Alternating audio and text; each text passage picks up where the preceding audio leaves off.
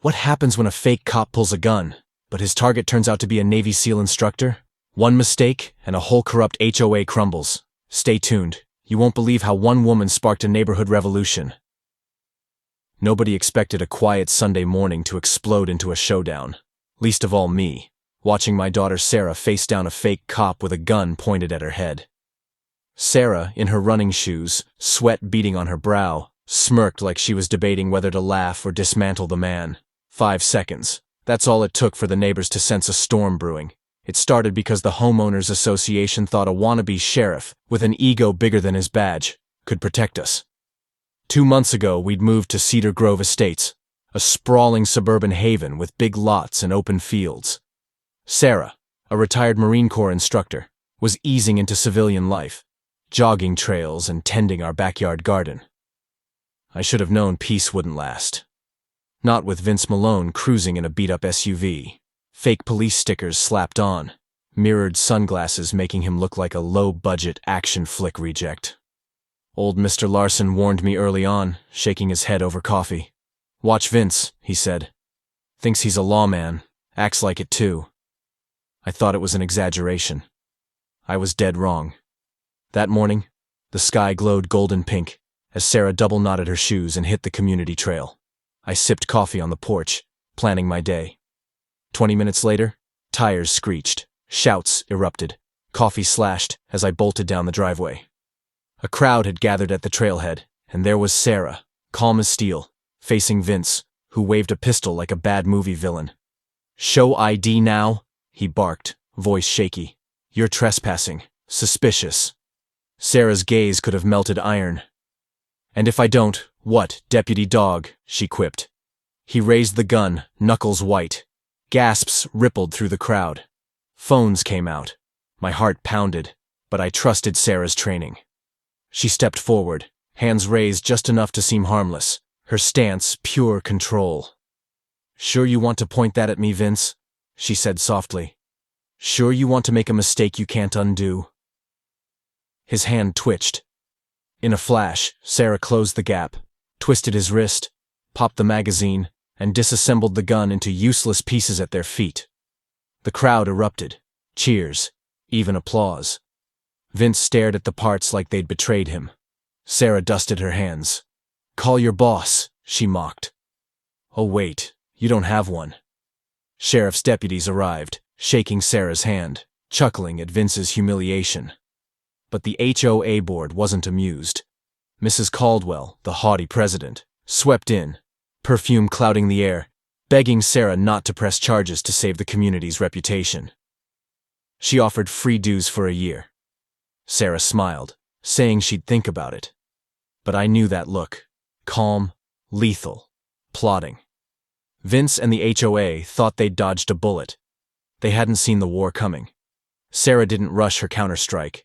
She was a strategist, not a hothead, playing chess while others played checkers. After disarming Vince, she finished her jog, tossing me a grin as she returned.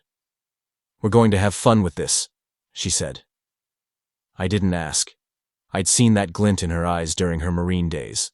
For days, she seemed casual, jogging, chatting with neighbors. But she was hunting intel. Her questions were sharp. How long had Vince patrolled? Who funded him? How were fines issued? She learned Vince wasn't a volunteer, but an under-the-table hire, paid with resident dues, no vote, no background check, just a fake badge and a loaded ego. Sarah wanted hard proof. One night, we crept out, planting hidden cameras at the trailhead, clubhouse, and HOA office. Adrenaline buzzed like we were on a covert op. Within days, the cameras caught Vince bullying a teen cyclist, accusing him of threatening safety, and intimidating a mom over birthday balloons, demanding a permit or a $500 fine. The footage boiled my blood, but Sarah stayed ice cold. "This is gold," she said, saving it to her laptop. She also targeted the HOA. Posing as an eager new resident, she charmed her way into a board meeting. Over stale donuts, the board spilled secrets. Dues funneled to Vince's patrol via a beautification slush fund, covering his gas, uniform, even his badge. One night, Sarah recorded Mrs. Caldwell plotting to bury us in violations until we moved. They called Sarah a troublemaker and Mia a pushover. Sarah smiled across the table, her recorder capturing every word. They think they can bully us, she laughed later. They don't know who they're messing with. She wasn't just after Vince. She wanted the corrupt board exposed for every neighbor silenced by fear. Sarah built her case like a fortress. Videos, photos, a flowchart tracing dues to Vince's pocket. Meanwhile, Vince, thinking he'd scared her, smirked as he cruised past our house. He didn't know he was walking into her trap. Sarah waited, letting the HOA dig deeper. She suggested baiting them to overplay their hand. Let them think they're untouchable, she said. They'll show everyone who they are. Risky, but genius. We played nice, paid dues, even baked cookies for a meeting, making Mrs. Caldwell squirm. The retaliation hit fast. A violation notice scratched into our doors cited our tiny American flag as unauthorized. Then came notices for excessive jogging and lawn height, despite our pristine yard. Sarah photographed each, her evidence pile growing. Then came the escalation. Sarah's car keyed, and tires slashed, with a fake ticket calling her a dangerous driver. She didn't rage. She smiled, checking her driveway camera. There was Vince, knife in hand, smug under the security light. Got him, she said, freezing his face on screen. Sarah drafted a report, attaching every file, and sent it to the sheriff, news stations, and the DA. But she wanted more than legal victory. She wanted public shame. She announced a Patriots' Day event at our house, honoring local veterans, including her service. The HOA couldn't object without looking un-American, so they promoted it, unaware they were setting their own stage. Sarah prepared meticulously. Tents, buffet, red, white, blue decor. News vans arrived, reporters clutching her press kits. Neighbors buzzed, some whispering support. The board showed up. Mrs. Caldwell's smile strained. Vince absent. Sarah's speech was heartfelt, thanking veterans. Then she handed the mic to reporters. They grilled the board, playing footage of Mrs. Caldwell's scheming and Vince's bullying. Neighbors gasped, murmurs turning to outrage. The board wilted. Mrs. Caldwell's apologies drowned by boos. Deputies arrived, serving investigation notices, one thanking Sarah publicly. The HOA's facade shattered as neighbors chanted for resignations. The fallout was swift. Headlines screamed, "Fake cop threatens veteran's daughter." HOA embroiled in scandal. Petitions demanded Mrs. Caldwell's ouster. The board's closed-door meetings flopped. Neighbors weren't scared anymore. Another violation arrived, claiming our event was unauthorized, despite their newsletter. Sarah laughed, adding it to her file.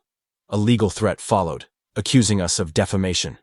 Sarah's response cited whistleblower laws and her DA complaint, mailed with a smirk. Vince's harassment persisted. Our mailbox toppled, trash dumped, threatening notes. Sarah's cameras caught teens he'd paid to vandalize. They confessed, landing him conspiracy charges. She sent updated evidence everywhere, including the state HOA regulator. The board called a community unity meeting, hoping to spin the narrative. We sat front row, watching Mrs. Caldwell's speech unravel as a reporter cited financial misdeeds.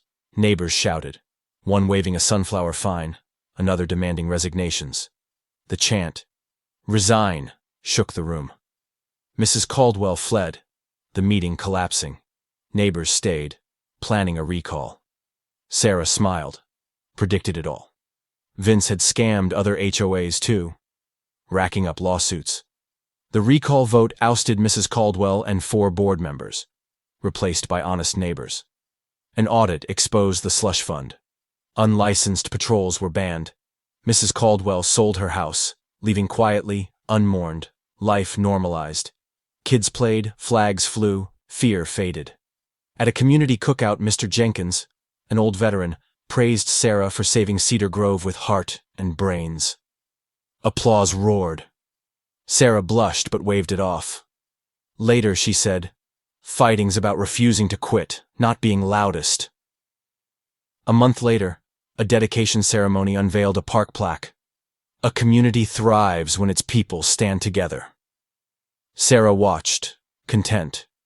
Neighbors gifted us a sign. Cedar Grove, thanks Sarah. Hung proudly by our garden. She didn't brag. Just planted sunflowers, their faces chasing the sun. Newcomers heard the legend of the jogger who toppled tyrants, and old-timers grinned, saying, "Let me tell you about the HOA that thought it was in charge." Sarah smiled, sowing seeds of courage, proving one woman's grit could spark a revolution. Moral of the story: true strength lies not in loudness or force, but in courage, patience, and unwavering determination. When one person stands firm against injustice, they can inspire an entire community to rise and reclaim their dignity. If you enjoyed today's story, don't forget to like, comment, and subscribe for more amazing stories. Hit the bell icon so you never miss an update. Thanks for watching.